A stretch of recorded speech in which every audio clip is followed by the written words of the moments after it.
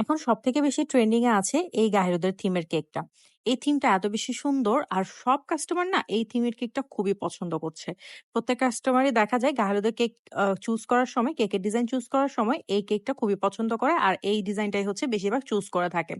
তো আমার এই কাস্টমারটা তার ২ দিনের জন্যই সেম কেক অর্ডার করে সেম ডিজাইনের মতো। এরকম একসাথে যখন সেম ডিজাইনের অর্ডার আসে তখন কিন্তু খুবই ভালো লাগে। কারণ কাজটা সহজ হয়ে যায় বা প্রিপারেশন আগে থেকে নিয়ে রাখা যায়। তো আমি ১ম এ হচ্ছে যেদিন আগের ফার্স্ট এর দিন যে কেকটা ছিল সেটা বানিয়ে নিচ্ছিলাম। ২ টা কেকই ভ্যানিলা ফ্লেভার এর মধ্যে ছিল। তো আমি একটু সুন্দর করে ভ্যানিলা ফ্লেভার স্পঞ্জ গুলা বানিয়েছিলাম। যাতে করে ক্রিমের পরিমাণটা আমার কম লাগে আর কেকের পরিমাণটা যাতে বেশি থাকে আর কাস্টমারও খেয়েও যাতে স্যাটিসফাইড হয়। তো সেজন্যই আমি খুব সুন্দর করে একটা স্পঞ্জ বানিয়ে নিলাম। প্রত্যেকটা স্পঞ্জের লেয়ারকে আমি ৩ টা ভাগে ভাগ করে ফেলেছিলাম। আপনারা ভিডিও দেখলেই বুঝতে পারবেন স্পঞ্জটা কি পরিমাণে সুন্দর আর সফট হয়েছিল। আর স্পঞ্জটাকে আরেকটু সফট করার জন্য আমি এখানে প্রত্যেকটা লেয়ারের মধ্যে মিল্ক সিরাপটা এড করে দিচ্ছিলাম। আমি কিন্তু আমার কোনো কেকের মধ্যে সুগার সিরাপটা এড করি না। সবসময় আমি মিল্ক সিরাপটা এড করে থাকি। তো এরপর হচ্ছে ভ্যানিলা ক্রিমটাও আমি একটা করে প্রত্যেকটা লেয়ারের মধ্যে এড করে দিয়েছি। আর একদম উপরের পার্টটাও হচ্ছে আমি বসিয়ে দিলাম। এরপর অল্প করে আমি মিল্ক সিরাপ দিয়ে ফুল কেকটাকে নরমাল কোটিং করে ফ্রিজের মধ্যে সেট হতে দিয়ে দিব।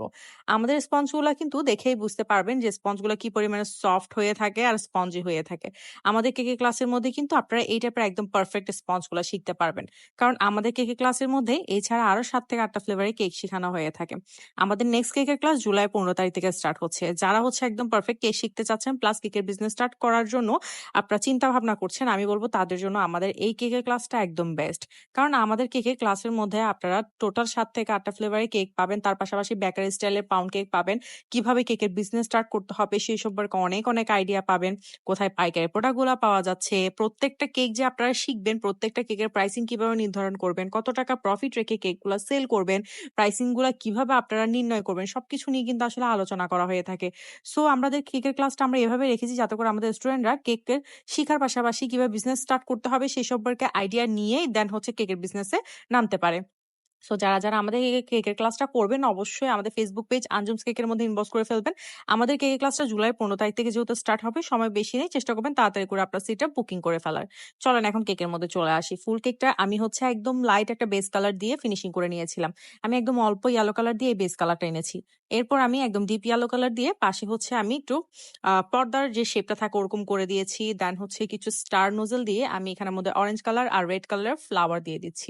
এই কেকটা সবার খুব পছন্দ হওয়ার মূল কারণ হচ্ছে কেকটা খুবই কালারফুল। আর গাহেলুদের কেক কালারফুল না হলে আমার নিজেরও ভালো লাগে না।